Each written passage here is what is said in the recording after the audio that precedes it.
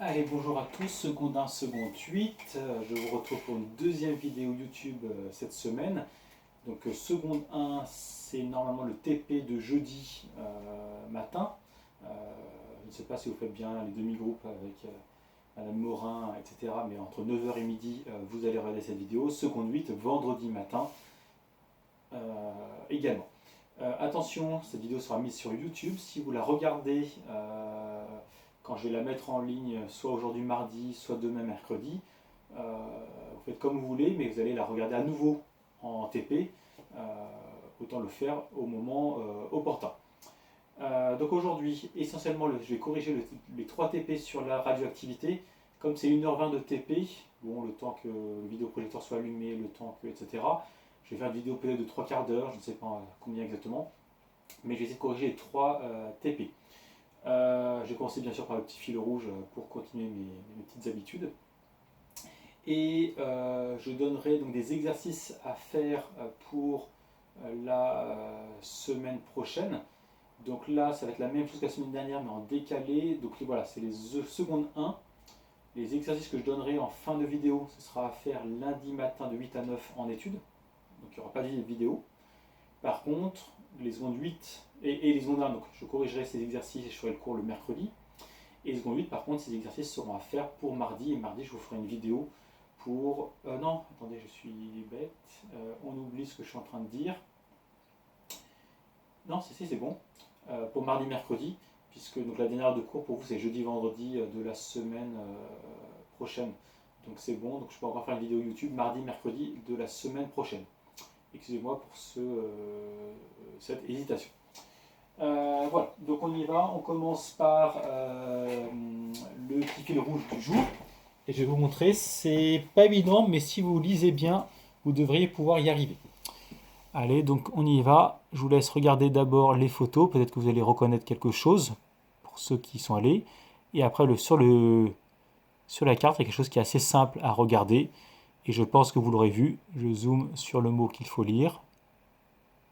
Et je pense que vous avez compris que la ville que je vous montre avec le cartoville, c'est la ville de Québec. Une très belle ville que je vous recommande de visiter si un jour vous allez au Canada. Allez, on y va pour faire un peu de physique, chimie. Hop. Et donc c'est parti. Donc je rappelle le TP numéro 15, on va identifier ce que c'est des isotopes. Et il faut que vous compreniez bien cette notion pour les futures, notamment spécialités physique-chimie. Je vous avais présenté le polonium-210 qui a été utilisé notamment sur Litvinenko qui a été assassiné il y a 14 ans. Donc on y va directement. Première question, comparer les isotopes du polonium, document 1. Donc il existe 2 isotopes, l'isotope dit 210 ici, l'isotope dit 211. Pas besoin de dire 84 parce que dès qu'on met PO, c'est forcément 84. Dès qu'on parle de Z égale 84, c'est forcément le polonium. Et donc quelle est leur ressemblance? C'est qu'ils ont le même nombre de protons, Z, c'est ce que je viens de dire à l'instant, mais un nombre de nucléons différents. Et comme quand on fait la soustraction de A moins Z, on trouve N, ils ont aussi un nombre de neutrons différents. C'est-à-dire que le polonium 211 a un neutron de plus que le polonium 210. Donc ils ont un nombre de masses, un nombre de nucléons également différent de 1. Donc j'attendais comme réponse, ils ont le polonium 211 a un neutron de plus que le polonium 210. Et bien ce petit neutron en plus, c'est ça qui peut rendre une espèce chimique radioactive, c'est-à-dire instable et dangereuse, ou non radioactif, donc non dangereuse. Donc ça c'est quelque chose qu'il faut le comprendre. Et bien d'ailleurs, regardez document 2, je vous montre, le polonium 210, il est dangereux parce qu'il va se désintégrer naturellement en plomb 206, plus une particule alpha, c'est un noyau d'hélium, 4,2, et on verra pourquoi il est dangereux, notamment pour les fumeurs. Après, j'ai pas regardé, mais on pourrait aller voir en combien de temps il se désintègre, savoir si c'est rapide ou pas. Je vais faire une petite recherche en direct. Donc je mets pour information sur Google, désintégration polonium 210, ce qu'on appelle la demi-vie. Je vais vous expliquer après ce que c'est. donc de 138 jours, la demi-vie, donc je vais vous montrer, hop, voilà. Donc le polonium 210 et les isotopes de polonium dont le nombre de masses est égal à 210, c'est le plus abondant des 33 isotopes du polonium, et sa demi-vie est de 138 jours. Donc c'est quoi 138 jours? C'est qu'au bout de 138 jours, donc 4 mois et demi à peu près, vous avez une chance sur deux, 50% de chance, enfin 50% des noyaux de polonium 210 se seront désintégrés en plomb, et 50% sera encore du polonium. D'ailleurs, on va aller voir un peu plus l'article. Donc, voilà. Et puis, oui, donc il y a deux schémas de désintégration, ça c'est un peu compliqué, je ne vais pas en parler. C'est classe de première, spécialité physique-chimie. Donc, je reviens à mon livret de laboratoire. Question 1, je pense que c'est bon. Écrire l'équation de désintégration représentée document 2 justifie qu'il ne s'agit pas d'une transformation chimique. Là, je vais l'écrire sous Word et je zoomerai après. Sous Word, il y a symbole et on peut faire des équations, notamment pour mettre des indices en haut à gauche et en bas à droite. Donc, polonium 210 84. Je mets une petite flèche. Est-ce que j'ai une flèche quelque part dans tout ce qui est peut-être symbole par ici? Est-ce que j'ai une flèche qui traîne? Ah, j'ai trouvé une flèche à l'endroit. Voilà, une flèche à l'endroit. Toc. Donne. Donc c'est un peu petit. Hein. Attendez, je vais zoomer tout de suite, ce sera plus simple. Comme ça, vous verrez mieux ce que je fais. Voilà. Donne. On a dit le plomb 206 et c'est 82. Plus un noyau d'hélium. Donc même chose. Tac. Hélium. Donc au départ, on parle de particules alpha, parce qu'au départ, on ne savait pas que c'était de l'hélium. Et donc, on disait une particule alpha. C'était un surnom, le temps qu'on l'identifie. Et c'est resté. C'est resté à postérité. Donc voilà ce que j'attendais pour la question 2. Justifie qu'il ne s'agit pas d'une transformation chimique. Une transformation chimique, d'après le principe de Lavoisier, rien ne se perd, rien ne se crée, tout se transforme. Si j'ai du polonium à gauche, il faudrait que je retrouve du polonium à droite, ce n'est pas le cas. Si j'ai du plomb et l'hélium à droite, il faudrait que j'en ai à gauche, ce n'est pas le cas. Donc ce n'est pas une transformation chimique. C'est une transformation dite nucléaire, c'est le titre d'ailleurs du chapitre 9 que nous ferons la semaine prochaine en cours, mardi seconde 8, mercredi seconde 1. Question 3. Trouver les relations entre les nombres de nucléons A d'une part et entre les numéros atomiques Z d'autre part. Donc, on voit que 210 ici, c'est 206 plus 4. Donc, je l'écris en dessous. Centré, ce sera mieux. Voilà. On peut écrire que Z du polonium égale Z du plomb plus Z de l'hélium. En effet, lors de transformation nucléaire, ce qui se conserve, ce n'est plus maintenant les éléments chimiques, mais c'est les nombres de masses se conservent. C'est la matière se conserve, c'est-à-dire tous les nucléons qu'on a à gauche, on les retrouve à droite. Oui, donc là j'ai parlé de Z. Et pour les Z, 84 ici, c'est 82 plus 2. Donc le Z, c'est bon. Et puis même chose pour les nucléons, donc les protons.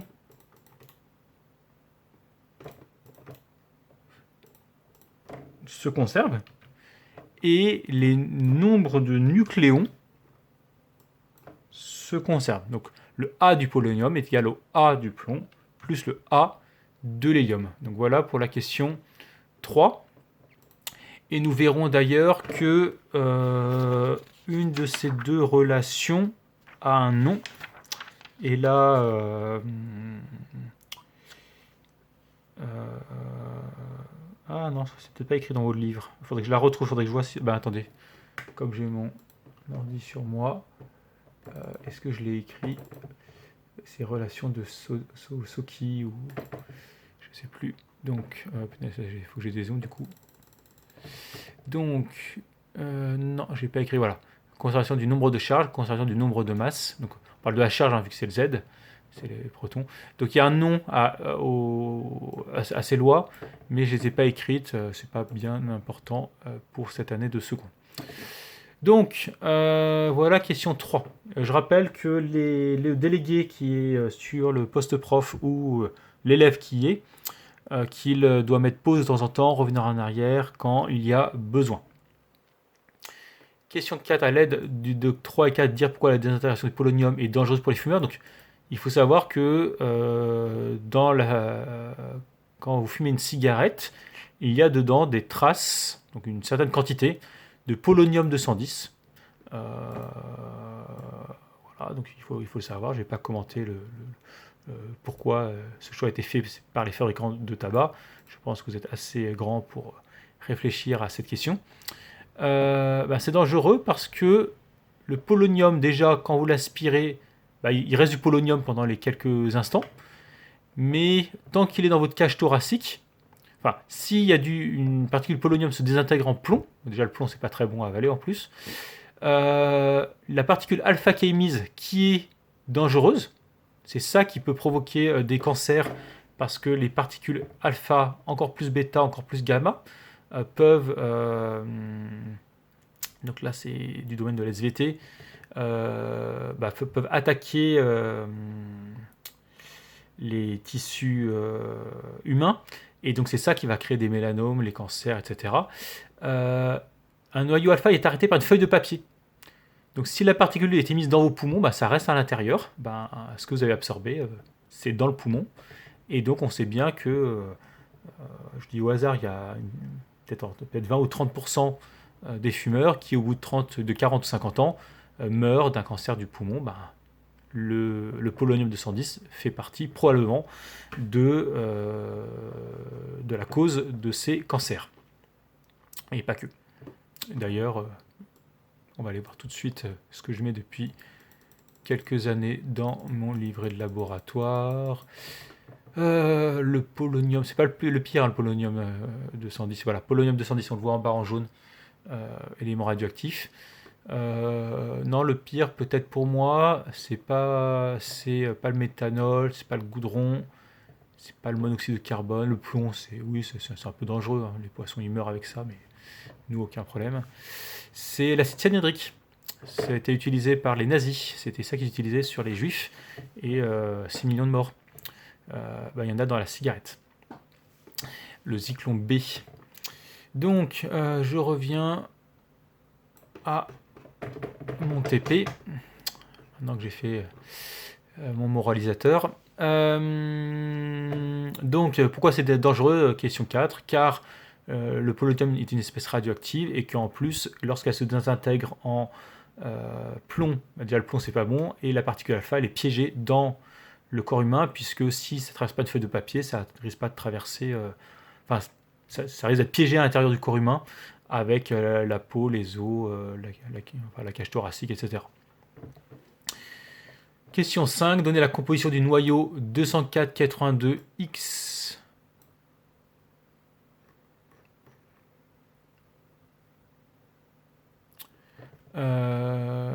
Pourquoi je pose cette question-là?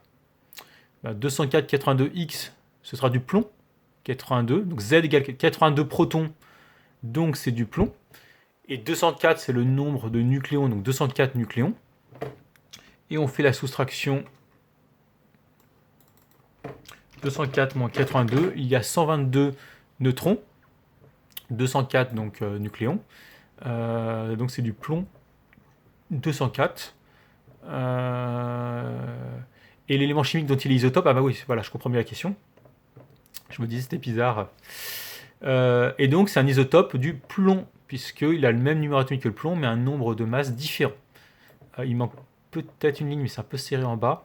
Vous mettez, voilà, 82 protons, 204 nucléons, 122 neutrons. C'est un isotope du plomb 206, qu'on a vu à la question 2. Question 6, définir son isotope. Deux éléments chimiques sont isotopes. D'ailleurs, c'est bizarre qu'on passe. Si, c'est de la chimie. Hein. Deux éléments chimiques sont isotopes. S'ils ont un même nombre de protons, mais un nombre de nucléons différents. Donc je répète, deux éléments chimiques sont isotopes s'ils ont le même nombre de protons, mais un nombre de nucléons différent. Et question 7, en rouge aussi, comment reconnaît-on une transformation nucléaire? Une transformation nucléaire, les éléments chimiques ne sont pas conservés, mais ce qui se conserve, c'est la charge électrique. 84, charge positive, c'est 82 plus 2. Là, on parle surtout des noyaux, on ne s'intéresse pas aux électrons. Et les nucléons sont conservés, 210, c'est 206 plus 4. Donc ce qui se conserve, ce n'est pas l'élément chimique, mais les nombres de masse et la charge électrique qui se conservent. Et là, je précise, ça va arriver dans le TP 17, je crois. Là, on a une fission. Le polonium se sépare en deux morceaux. Quoique non, attendez, c'est pas vraiment une fission. Je me trompe. Non. On pourrait dire que ça en fait partie. C'est une désintégration dite alpha. Une fission, c'est un peu différent, on verra ça tout à l'heure. Donc finalement, vous oubliez ce que je suis en train de dire. Même si ça ressemble. Voilà pour le TP numéro 15, 16 minutes de vidéo, c'est parfait. Si c'est un quart d'heure par TP, ce sera parfait pour faire l'heure 20 avec les pauses pour aujourd'hui. Donc TP numéro 15, et d'ailleurs c'est le dernier TP de l'année puisque la semaine prochaine on fera un petit bilan. Il faut que je contacte le maître d'Externat pour voir comment on peut mettre en place, comment faire pour faire le bilan de l'année. Donc ça, je vais en parler avec le maître d'Externat. Et puis il faut que j'y réfléchisse aussi. Allez, après cette mini pause, TP numéro 16, le jeu de l'or. Donc les avancées technologiques en physique nucléaire permettent de modifier le noyau des atomes, c'est vrai. On peut augmenter le nombre de neutrons et le transformer en un autre isotope. Et un isotope peut se transformer spontanément avec le alpha, ce qu'on a vu à l'instant, bêta plus et bêta moins. Le jeu de l'or consiste à trouver une façon de transformer un des isotopes naturels du plomb en un noyau d'or AU 18779 qui n'apparaît pas ici, mais on va voir ce qu'il en est. Mais on va voir si on peut envisager de faire le rêve des alchimistes. Oui, je l'ai écrit dans le grand 5. Donc, j'en reparlerai en termes de conclusion. Donc, j'avais un peu expliqué ce jeu de l'or. Je vais faire toutes les possibilités que vous pouviez faire. Donc, d'abord, donner les représentations symboliques des isotopes naturels stables du plomb. Eh bien, c'est les trois qui sont ici. Donc, j'attends comme réponse le plomb 206, le plomb 207, le plomb 208. Et vous mettez 82 en bas à gauche. D'accord, c'est les trois isotopes stables du plomb. Les 6 autres ici sont... les 7 autres, 1, 2, 3, 4, 5, 6, 7, sont instables. Ah oui, le plomb 215, on n'y aura pas accès avec un lancer de dés de 6. Du coup, il faudrait peut-être que je vais quand même essayer de le faire après, si je fais 7, voir si ça marche, mais je vais faire dans l'ordre. Donner l'isotope obtenu quand le plomb 207 subit une capture électronique. Le plomb... Voilà, donc le plomb 207, c'est qui fait une capture électronique. Donc capture électronique. On est ici, capture neutronique, pardon. Il se déplace d'une case vers la droite. Donc s'il fait une capture neutronique, il devient du plomb 208. Donc j'attendais que vous écriviez juste. On obtient du plomb 208 avec une capture neutronique. Il capte un neutron. Donc, pour la question 3, là, je vais faire toutes les possibilités. Comme ça, ce sera plus simple. Je vais partir d'un des trois plombs et je vais tomber sur le plomb 209 par capture, donc par capture neutronique. Donc soit vous avez fait un 3 depuis 206, vous avez gagné 3 neutrons, vous tombez sur le 209, 2 neutrons depuis 207, 1 neutron depuis 208. Et en fait, je vais tous les faire, c'est-à-dire que je vais faire le 209, le 210 et voir ce qu'on obtient. Donc on arrive sur le plomb 209. Il est bleu. Bleu, c'est bêta moins. Bêta moins, c'est ici. Il se déplace vers la gauche, vers en haut à gauche. Donc de 209, je fais du bismuth 209, jaune. Case jaune, c'est alpha. C'est 2 crans en diagonale vers le bas. Donc d'ici, et je tombe sur du titane 205. Et stop, c'est fini. Donc si vous avez formé du plomb 209, vous avez fait du bismuth 209 et vous tombez sur du titane 205, c'est terminé. Maintenant, si vous avez pris le plomb 210, donc avec un 4 depuis le 206, un 3 depuis 207, un 2 depuis 208 au niveau du lancer de dés, on a vu que le bleu, tac, il va en diagonale par ici. Tac, bleu en diagonale vers le polonium 210. Et c'est une case jaune, c'est du alpha. 2 en diagonale en bas à gauche, on tombe sur le plomb 206. Donc en partant du 210 plomb, on fait du 210 bismuth, du 210 polonium et 206 plomb. Et c'est terminé pour vous. Donc si vous étiez parti du plomb 206, que vous avez fait un 1, 2, 3, 4, vous revenez au plomb 206. Vous avez fait une boucle. Je pars du plomb 211 maintenant. 1, 2, 3, 5, 4, 3 pour les lancers de dés. Plomb 211, on fait du bismuth 211. On tombe au titane 207 et on remonte au plomb 207. Bon, c'est facile pour moi, hein. J'espère que vous avez compris que un peu j'espère, je sais pas, hein, c'est la première fois que je fais ce TP là.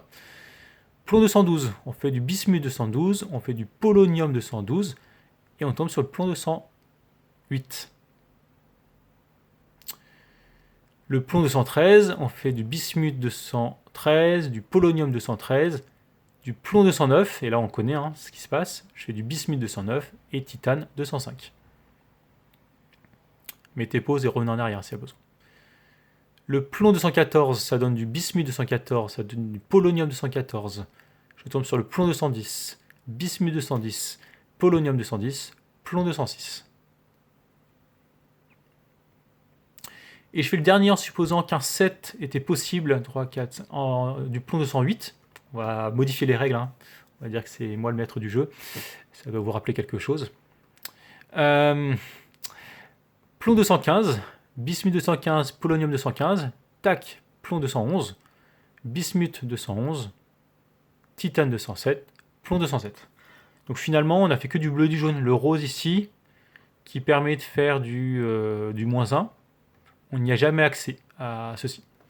Donc voilà. Après, on pourrait s'amuser à faire pareil avec le titane et essayer de voir si, quoique, là on sait que le bleu ça fait tac, tac, tac. Et si je prends tous les titanes ici, je retombe sur les plombs qui sont juste au-dessus en diagonale vers la gauche. Donc en fait, on ne peut pas l'avoir avec le jeu que je fais. Donc, est-il possible ici, en partant de ces 3 plombs, en faisant une capture neutronique et de tomber sur de l'or? Malheureusement, non. J'aimerais bien, mais non, ce n'est pas possible aussi facilement.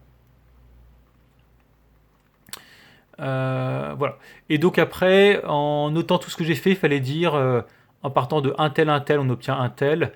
Faudrait voir, je crois qu'on obtient beaucoup de plomb 206, de plomb 207, peut-être de plomb 208, du titane 205. Mais sur les 7 départs, on arrive sur les 4 cases grisées. Donc il y en a certaines qui arrivent au même résultat. On avait vu qu'on revenait à certains résultats identiques. Voilà, donc j'espère que vous êtes bien amusés, entre guillemets. Je fais pas de R guillemets, même si j'aime bien le faire, même si je sais que c'est has-been, sachant que le terme has-been, il est aussi has-been. Bref. Pour aller plus loin, l'alchimie, on a souvent dit que c'était de la chimie moderne, et ça a permis de faire des découvertes comme l'acide sulfurique, l'antimone ou le phosphore. Mais aujourd'hui, on sait changer le plomb en or. Et la première nucléosynthèse de l'or, donc la première fabrication de l'or, date de 41, mais c'était à partir du mercure. Mais l'or qu'on a obtenu était radioactif. Après, il faudrait voir s'il y avait moyen d'obtenir de l'or stable. Ce serait dommage d'offrir un bijou en or radioactif. Dans les années 1910, on vendait du maquillage radioactif. C'était pas très bon pour la santé. C'était très à la mode, parce que c'était phosphorescent la nuit. Mais ça donnait des effets secondaires comme des nausées et des pertes de cheveux, et c'était pas terrible.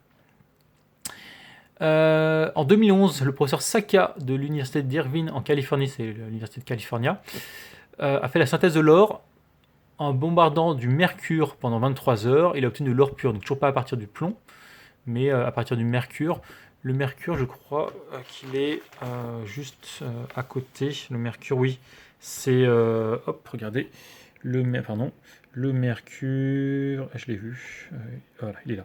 Le mercure, il est à côté de l'or, c'est Z égale 80, et le plomb, c'est 82, c'est un peu plus à droite. Donc c'est plus simple de partir soit du platine, soit du mercure pour obtenir de l'or, puisqu'il n'y a qu'un proton qu'il faut enlever ou rajouter, notamment. Désolé si vous avez mal au cœur en regardant mon livre. Et cependant, cette synthèse est tellement coûteuse, parce qu'il faut utiliser des accélérateurs de particules, ça coûte quelques milliers d'euros par heure. Là, c'était 23 heures, donc on va dire 20 fois 10 000 euros, ça faisait 200 000 euros pour obtenir 1 gramme. Finalement, pas très rentable. Hein. C'était bien de le faire pour montrer que la science y arrive, mais pas très rentable. Et puis la purification, voilà. Et puis l'or étant un métal peu réactif, on peut le purifier facilement quand on fait une extraction minière. Voilà, donc j'espère que vous avez compris un peu plus. Et donc, derrière tout ça, hein, c'est des choses qui sont importantes. Il y a ce qu'on appelle la radioactivité alpha, bêta moins, bêta plus. Je vais regarder à nouveau le cours que je vais vous faire mardi prochain. Je vous mettrai un document à trous. Oui, j'aurai le temps de le faire. De toute façon, c'est mon boulot. Ah non, je vous parle de fission, fusion. Oui, donc c'est en première spécialité chimie où vous apprendrez ce que c'est que par cœur le alpha, bêta moins, bêta plus. Donc pas cette année. 26 minutes, tout va bien. Donc, chapitre 17, TP numéro 17. Donc prenez votre temps, là j'ai l'impression que je vais assez vite, mais en vrai, faire ces 3 TP. Donc, si on avait eu TP pour de vrai, on les aurait fait en direct ensemble en 1h20. J'aurais mis 1h20 à tout vous expliquer. Et puis il y a tellement d'anecdotes sur le nucléaire que je vous aurais forcément raconté des petites histoires pour que ça se cale sur 1h20. Si certains n'ont pas compris, vous mettez pause. Hein. Là, je pense que la vidéo fera 35 minutes. Donc, c'est largement suffisant pour 1h20 de cours en termes de contenu. Donc, différentes transformations. Là, je vais vous les présenter, puis il n'y a pas beaucoup de questions, il y a 3 questions. Donc, et après, c'est fini. Ouais, on revient au début de l'année. Enfin, ce sera septembre. Si certains veulent approfondir la classe de seconde. Bref. Différentes transformations. Donc, les centrales électriques produisent de l'énergie électrique à partir de différentes formes d'énergie. Cette production nécessite des transformations qui peuvent être physiques, chimiques ou nucléaires. Ça fait un petit bilan là-dessus des chapitres 6, 7 et 9. C'est vraiment parfait. Heureusement parce que c'est moi qui ai choisi ce TP. Donc, principe de centrale nucléaire. Dans le cœur, on fait de la fission nucléaire, de l'uranium 235, et on obtient du SR, je ne sais pas si c'est du strontium, j'ai un doute. SR38. Oui, c'est du strontium, et on obtient du xénon, etc. Donc là, c'est dans le circuit primaire. Circuit secondaire, il y a une vaporisation. Et dans le circuit tertiaire ici, il y aura une liquéfaction. Il y a aussi une vaporisation, enfin une extraction de vapeur. Voilà. Et donc, voilà. Donc il y a 1 kg d'uranium qui libère 10 puissance 13 joules, c'est énorme. Ensuite, on chauffe de l'eau. L'eau se vaporise, ça fait tourner la turbine, ça fait de l'électricité. Et puis, une partie de la vapeur d'eau est extraite ici, et une partie de l'eau est liquéfiée. Soit elle est rejetée dans la mer, soit elle est réutilisée dans le circuit tertiaire qui est en vert ici. Le circuit primaire, c'est orangé. Le circuit secondaire, c'est le circuit bleu là. Le circuit tertiaire, c'est en vert. Donc, c'est le principe d'une centrale nucléaire. Je vous rappelle que la France en possède un certain nombre. D'ailleurs, c'est... lundi, pendant que vous travaillez, j'ai fait une sortie vélo et j'ai vu dans l'Ain, je suis allé à Pérouge et on a vu au loin le Bugey, la centrale du Bugey, où il y avait de la vapeur d'eau au-dessus, donc je savais qu'il y avait du feu, qu'elle fonctionnait. Document de centrale thermique au fioul. Le fioul qui se trouve ici, en bas, on le brûle avec l'entrée d'air. Il y a un peu de fumée avec du CO2. Ça, c'est pas bien. Bouh. Ça vaporise de l'eau ici, qui fait tourner la turbine. C'est le même processus que le nucléaire, sauf que pour produire de la chaleur, on brûle un combustible, alors que là, c'est une fission nucléaire. Voilà, et là, il y a l'équation de combustion qui est encadrée ici en bas. On prend de l'eau dans une rivière pour refroidir l'eau de la vapeur d'eau pour que ça puisse... Voilà, il y a un circuit primaire en bleu et un circuit secondaire en vert, comme vous voyez actuellement mon écran. Puis document 3, transformation dans le soleil. L'énergie libérée par le soleil est due principalement à la transformation suivante. Donc, il y a 2 noyaux d'hydrogène, 4 noyaux d'hydrogène. On met 2 et 2, mais on pourrait mettre 4 hydrogènes. Hein. Ça donne un noyau d'hélium 4,2 et 2 positons.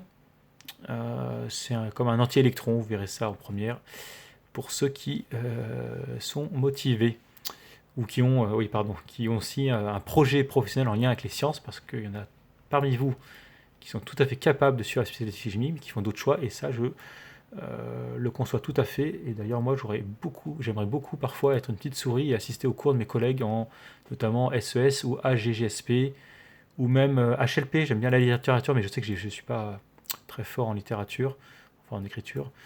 Ou même, voilà, je sais qu'aujourd'hui, j'aimerais bien assister à beaucoup de cours.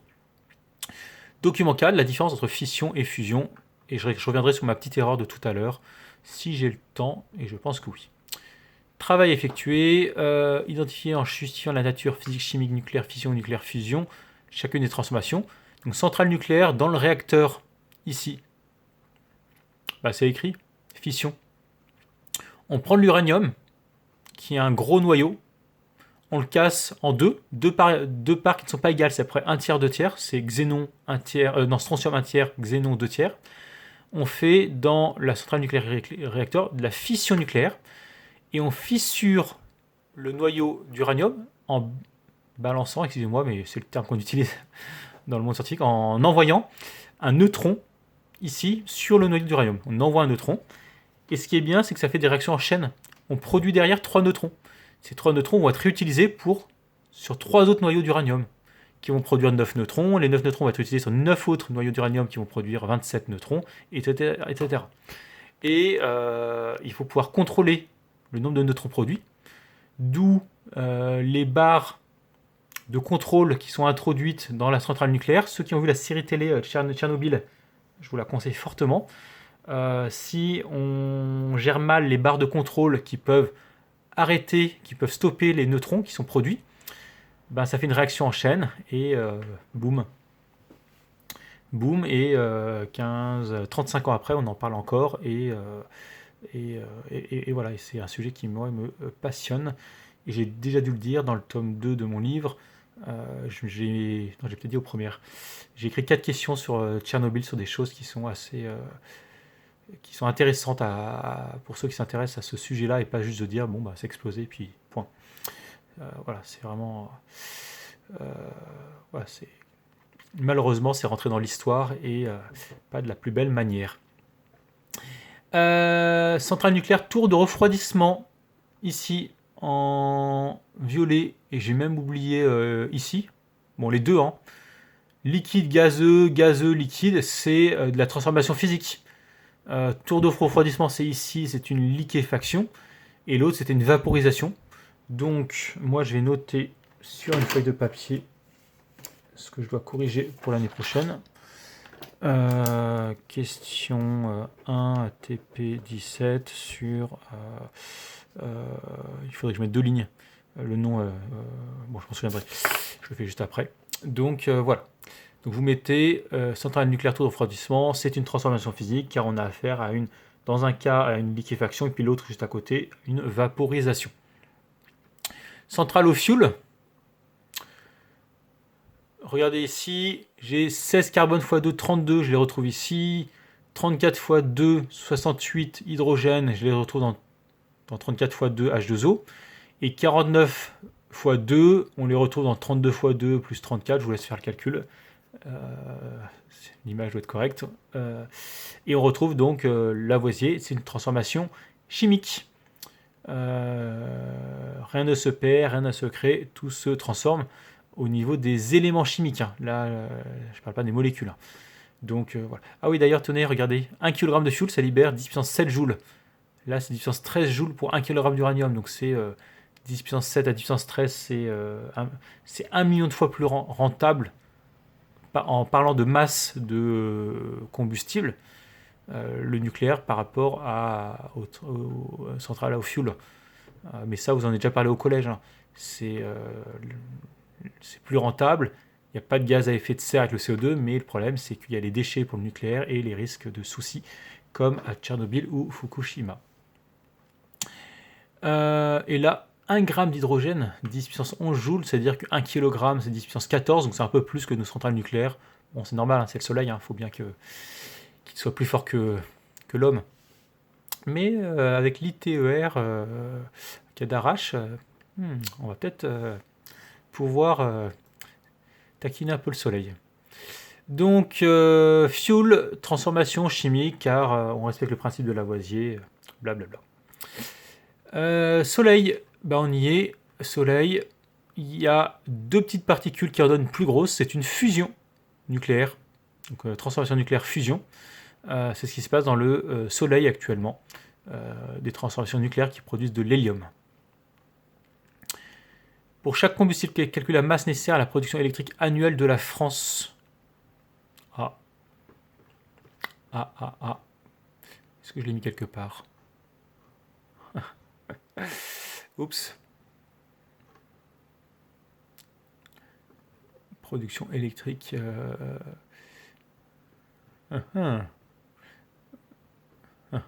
Est-ce que... Non, c'était pas au-dessus. Débrouillez-vous. Non, je plaisante. Allez. Allez. Mon ami Google. Production électrique annuelle. Après, c'est compliqué parce qu'il y a la production, il y a la consommation, il y a...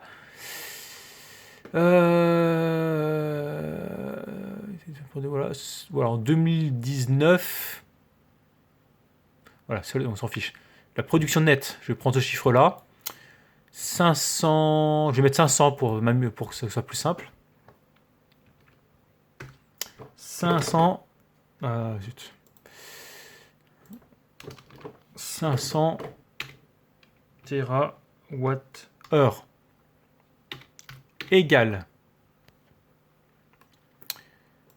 Donc, j'ai plus de batterie. Donc, est-ce que je peux...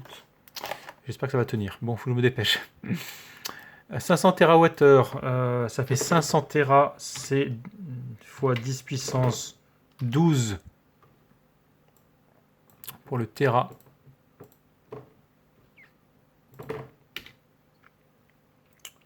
Water. Et mon ami Google va me faire, il faudrait que je vous le mette aussi, watt heure en joules. Il y a du 3,6 dans l'air. 3600 joules. C'est dans 1 heure en fait. Il y a 3600 secondes, donc il faut 3600. Donc 500 fois 3600, 1 800 000, je vais arrondir à 2 millions puisque j'ai pris en dessous le 500 là de tout à l'heure. Donc je remplace du coup 500 par 2 millions. 2 joules. Donc 2 millions de joules, ça fait 2 fois 10 puissance 18 joules. Voilà, il vous manquait juste ce chiffre-là. 2 fois 10 puissance 18 joules, à peu près en 2017. Voilà. Allez, c'est parti, maintenant qu'on a le bon chiffre. L'uranium. 1 kg d'uranium libère 7,3 puissance 13. Je fais la division. Bon, avec une calculatrice comme ça. Allez, je prends ma calculatrice numérique, même si je pourrais y arriver, hein, mais j'ai la flemme. Donc, 2 fois 10 puissance 18 divisé par 7,3 fois 10 puissance 13 pour... Et Si je mets pas de parenthèse, je n'ai pas le bon résultat. On trouve 27 000 et quelques kilogrammes.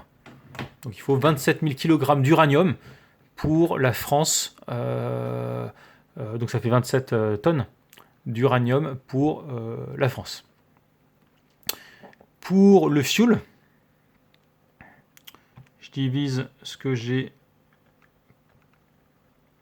par 4,3 10 puissance 7. On trouve 4 fois 10 puissance 10 kg. Ben, ça fait beaucoup de fuel. Hein. Beaucoup de fuel. Donc 4 fois 10 puissance 10 kg. On peut arrondir à 5 même. 5 fois 10 puissance 10 kg. Et si on pouvait prendre l'énergie du soleil, ce sera un peu comme... donc là, faites attention, il y avait 1 gramme, il y avait le piège là. Ça fait un peu comme les 27 kg d'uranium. Donc là, c'est 5,9 fois 10 puissance, donc pas 11, hein, 14. Ici, il faudrait qu'on prenne 3 tonnes, 3,4 tonnes de soleil pour alimenter la France pendant un an. Pardon, d'hydrogène. 1 gramme, oui. Donc 3,4 tonnes d'hydrogène pour alimenter la France. Donc je vous laisse faire le calcul. 41 minutes. Finalement, c'est un peu plus long. Et depuis 2007, le projet ITER construit Cadarache en France, donc c'est près de Marseille, un réacteur expérimental afin de maîtriser la fusion nucléaire. Quel est l'intérêt de ce projet, donc budget de 20 milliards d'euros? Eh bien, l'intérêt, c'est premièrement de produire un peu plus, puisqu'on est à 10 puissance 14 joules, alors que là on est à 10 puissance 13 joules, donc on gagne un facteur 10 entre l'uranium et l'hydrogène. Premier avantage, mais c'est pas le plus important. Deuxième avantage, c'est que l'hydrogène, on en a partout, dans l'eau, H2O, dans toutes les étoiles, il y en a partout de l'hydrogène. Donc le combustible, il est illimité, alors que l'uranium, on en a pour 200 ans de mémoire, un truc comme ça. Bon, après, on peut utiliser autre chose, mais voilà. Troisième avantage, c'est que là, on produit des substances radioactives, donc des déchets nucléaires dont il faut s'occuper. Ben là, de l'hélium, il n'y a aucun problème, hein, on s'en fiche. Hein. Donc si on y arrive, ce sera tout bénéfique pour l'homme. Et on va y arriver, parce que la science, quand on se donne un projet, un peu comme pour le coronavirus, on va y arriver. Quand la science se donne les moyens, on y arrive. Il faut du temps parfois, mais on y arrive. Donc 3 avantages, meilleure production d'énergie, combustible illimité, pas de risque, pas de problème de déchets. Et puisqu'il y a un risque d'explosion comme Tchernobyl, je ne pense pas, mais là c'est à vérifier. Pour conclure ce TP, qui j'espère vous aura un peu intéressé au sujet, souvent je le dis, souvent le XXe siècle, on retiendra que c'était un siècle guerrier. Première guerre mondiale, Deuxième guerre mondiale, guerre froide, guerre de Corée, Serbie, enfin tout ce qui se passait en Serbie, c'était vraiment très, très violent. J'aurais peut-être pas dû dire ça parce que là c'est un historique, mais l'époque qu'on vit actuellement, dans plusieurs centaines d'années, milliers d'années, on retiendra que c'était une période de transition énergétique. C'est-à-dire pas transition énergétique vers, comme on parle d'un point de vue écologique actuellement, mais voilà, depuis la révolution industrielle 1850 et l'invention du moteur, l'homme a voulu trouver des moyens pour produire de l'énergie. Donc avec la vapeur, avec les centrales au fioul, avec les panneaux solaires, avec plein de choses. Et l'objectif, c'est de trouver vraiment un moyen qui soit respectueux de l'environnement, qui puisse fournir de l'énergie à tout le monde, etc. On va y arriver, j'en suis certain.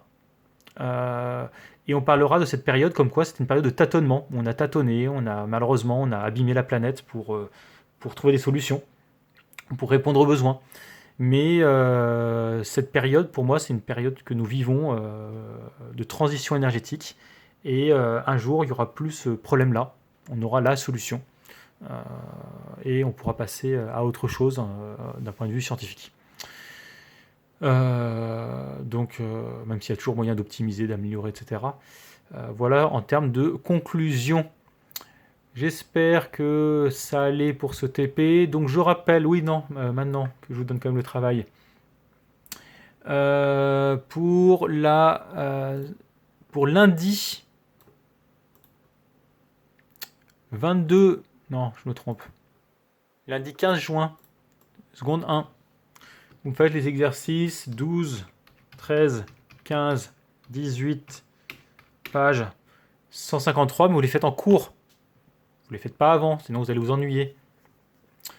Les secondes 8, par contre, vous les faites chez vous à la maison pour mardi.